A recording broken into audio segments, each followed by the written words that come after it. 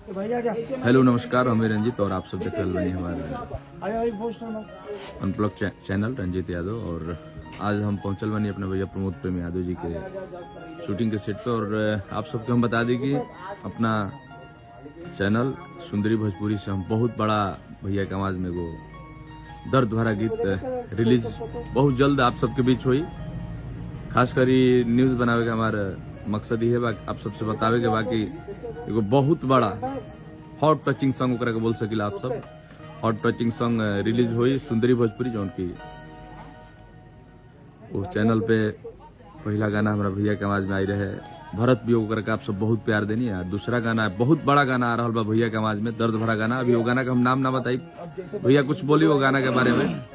बहुत बड़ा गाना वो कमलेश देहाती भाई के गाना है, संगीत बा शत्रुघ्न भाई के। और बहुत बड़ा आप सब गाना है मानी गाना है वो अलग अंदाज में सैड सॉन्ग हमारा ये जो बहुत जल्द हमने के रिलीज करे। थोड़ा चैता के भीड़ बा बहुत जल्द 2-4 दिन में गाना का आप सबके बीच में सुनने के मिली सुंदरी म्यूजिक से चैनल है।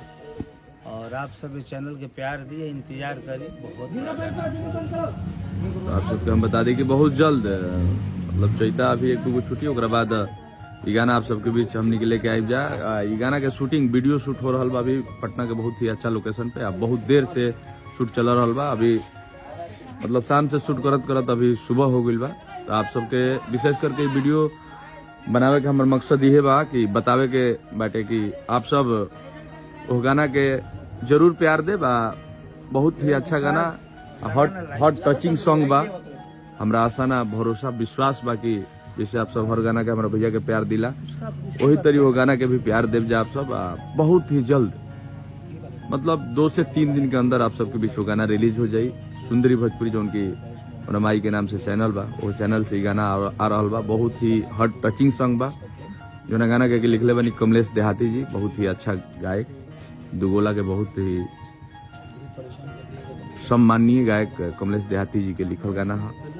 और अपना आवाज में हमारे भैया इतना दर्दनाक गाना गईले बनी कि खैर वो गाना के हम बोल के नहीं बता सकत कितना अच्छा गाना बा।